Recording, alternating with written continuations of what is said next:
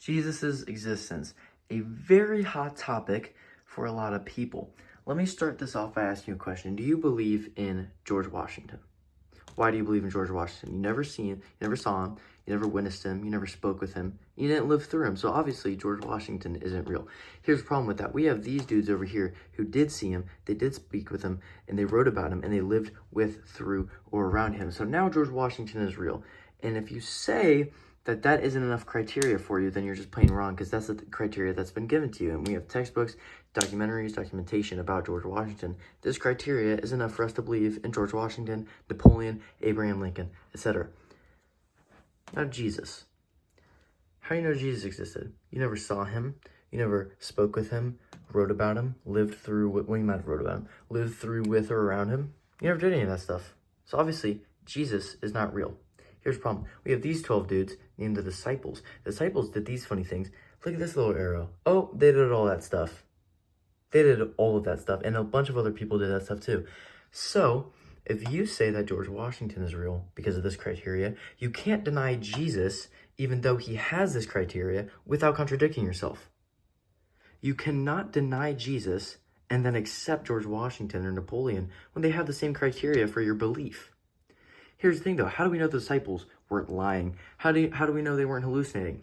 Let me introduce you. This guy's name is Bartholomew. We'll call him Bart. He was flayed alive. You know what flaying is? Picture a potato peeler. Now put it to your skin while you're alive. And put that on your entire body, or on your entire body. That's what happened to Bart. Now think about Peter. You know what happened with Jesus, how he was crucified? Upside down. He did it upside down.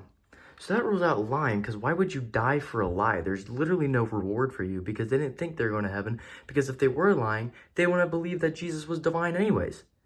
Hallucination is ruled out because mass hallucinations have been proven wrong. Mass hysteria has not been proven wrong, but really, thousands upon thousands of people were just going through mass hysteria. And if they were going through mass hysteria, these guys, the disciples, how do we know these guys weren't going through mass hysteria? Brings into some questions, right? Well, how do we know the disciples even existed? Well, we have this dude. His name started with a T. I'm kind of forgetting his name. He was a Roman historian, and he wrote about Jesus' life and death and the disciples' life and death. Uh-oh. Looks like they're real. Looks like they did what the Bible claimed they did, and it looks like Jesus existed. Not necessarily that he was divine. That's another topic I'll touch on, but he existed. And also, here's the thing. Who do you trust more to tell you about Jesus and the disciples? A 2024 atheist or even a Christian, or somebody who lived during that time? Like T. Who do you trust more to tell you about George Washington? A 2024 historian or his wife? Probably his wife, right?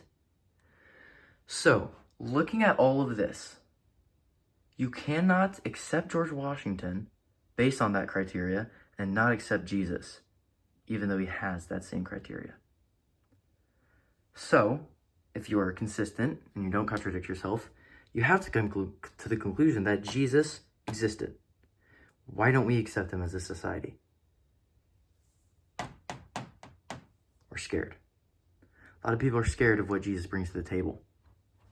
And I gotta be honest, I am too. I don't want to have to change my life.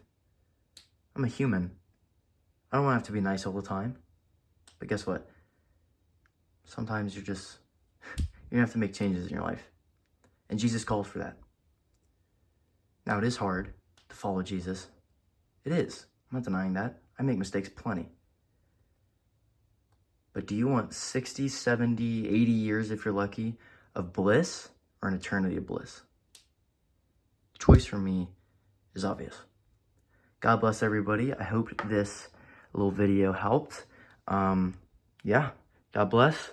Have a great life. You know, Jesus is waiting for you. Thank you.